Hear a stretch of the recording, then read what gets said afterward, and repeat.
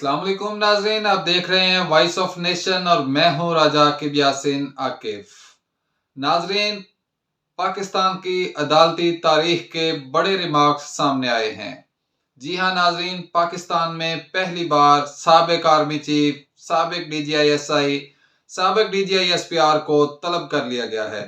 यूं कह सकते हैं कि फैज हमीद बनाम सरकार की आवाज लग चुकी है। जी हां नाज़रीन, chief justice of Pakistan justice Qazi Faiz Isa ने बड़ा फैसला कर दिया है और उन्होंने पहली बार फैजाबाद धरना केस में जो फरीक थे, जो उस फैसले के बाद मियां नवाज शरीफ के साथ जो कुछ हुआ, उसमें जस्टिस शौकत अजीज सिद्दीकी जिनको माजूल कर दिया गया था, उनके वो रिमार्क्स, उनकी वो एक तकरीर बड़ी अहम थी जिसमें उन्होंने ये इंकशाफ किया था कि जनरल फैज हमीद मैनिपुलेट कर रहे हैं सारे निज़ाम को। जनरल फैज हमीद जो हैं वो पूरी तरह से हावी हैं पाकिस्तान की अदालती तारीख पर। ये पहली दफ़ा हुआ था कि एक सिटिंग जस्टिस जो हैं उन्होंने, इस्लामाबाद हाई कोर्ट के जो जस्टिस हैं, जो अपकमिंग चीफ जस्टिस थे, उन्होंने इस तरह की सख्त जुबान इस्तेमाल की उस वक़्त के DGI SI के बारे में।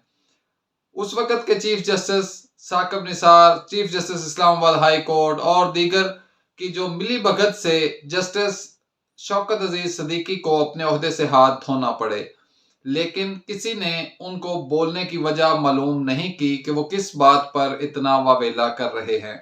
तो नाजरीन, पहली बार चीफ जस्टिस ऑफ पाकिस्तान काजी फाइज ईसा ने सबूत दिया है हुब्बुल वतनी का, सबूत दिया है उन्होंने काजी ईसा का बेटा होने का, हक अदा कर दिया है उन्होंने कायदे आजम के साथी का बेटा होने का। जी हाँ नाजरीन, पहली बार आज सुप्रीम कोर्ट में ये आवाज गूंजी कि फैज हमीद को पेश किया जाए। नाजरीन, पहली बार ये देखने में आया कि उस वक़्त के chief of army staff general Bajwa के नाम की आवाज गूंज रही है और पहली बार ये देखने में आ रहा है कि साबिका आर्मी ऑफिसर्स जो हैं वो सुप्रीम कोर्ट के कटहरे में लाए जा रहे हैं।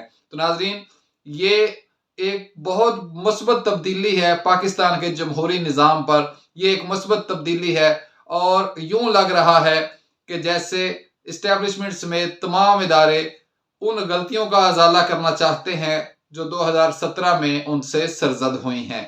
नाजरीन, खेल इस वक्त बड़े दिलचस्प मराहल में दाखिल हो चुका है। मियां नवाज शरीफ ने कौम से खिताब कर डाला है और उन्होंने अपनी आइंदा की सिमत का तयन भी कर दिया है।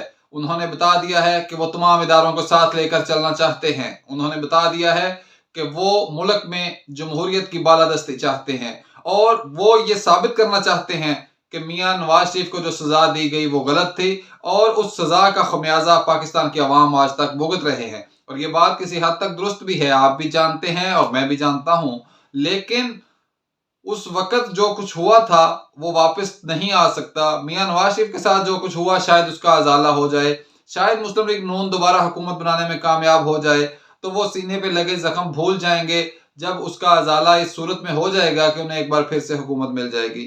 लेकिन जो पाकिस्तान के अवाम का नुकसान हुआ, जो जनरल फैज हमीद की वजह से इस मुल्क का नुकसान हुआ, जो फैजाबाद धरना में हुआ, जो कुछ नवाज शरीफ को सजा देने के बाद जो कुछ भी हुआ, डॉलर की कीमत, पेट्रोल प्राइसेस और जितना कुछ भी हुआ, पाकिस्तान में नित नए तजर्बे किए गए।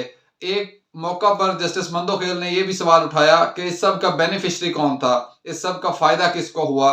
तो अगर ये देखा जाए तो बिल वास्ता या बिला वास्ता हर सूरत में इमरान खान ही बेनिफिशरी थे। तो यूं कहा जा सकता है कि जस्टिस शौकत अजीज सिद्दीकी के केस में जो भी रिमार्क्स सामने आ रहे हैं वो सीधी सीधी चार्ज शीट है, उस वक़्त के चीफ जस्टिस के मुंह पर तमाचा है, उस वक़्त के चीफ ऑफ आर्मी स्टाफ के मुंह पर तमाचा है, उस वक़्त के DGI SI के मुंह पर तमाचा है, जिन्होंने मिलकर अपनी मिली भगत से एक बंदे की हुकूमत लाने के लिए पूरे मुल्क के निज़ाम को दाव पर लगा दिया।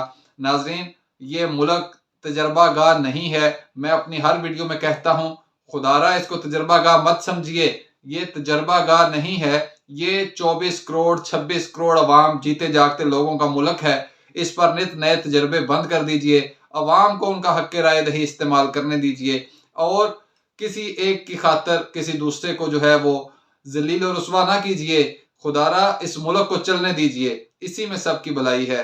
नाजरीन, आज आपके साथ यही दो खबरें शेयर करनी थी कि सुप्रीम कोर्ट से फैज हमीद बनाम सरकार की आवाज लग चुकी है और मियां नवाज शरीफ ने वजीर आजम बनने से पहले ही कौम से खिताब कर डाला है। यूं कह सकते हैं कि नवाज शरीफ के वजीर आजम बनने में एक हलफ ही जो है वो रुकावट है और कोई रुकावट नहीं है।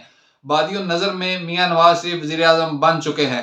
जी हाँ नाजरीन, ये खबर किसी पर खुशी बन के और किसी पर सदमा और बिजली बन के गिरेगी, लेकिन हकीकी खबर यही है कि नवाज शरीफ मुल्क के वजीर आजम बन चुके हैं। उनको वजीर आजम का प्रोटोकॉल दे दिया गया है।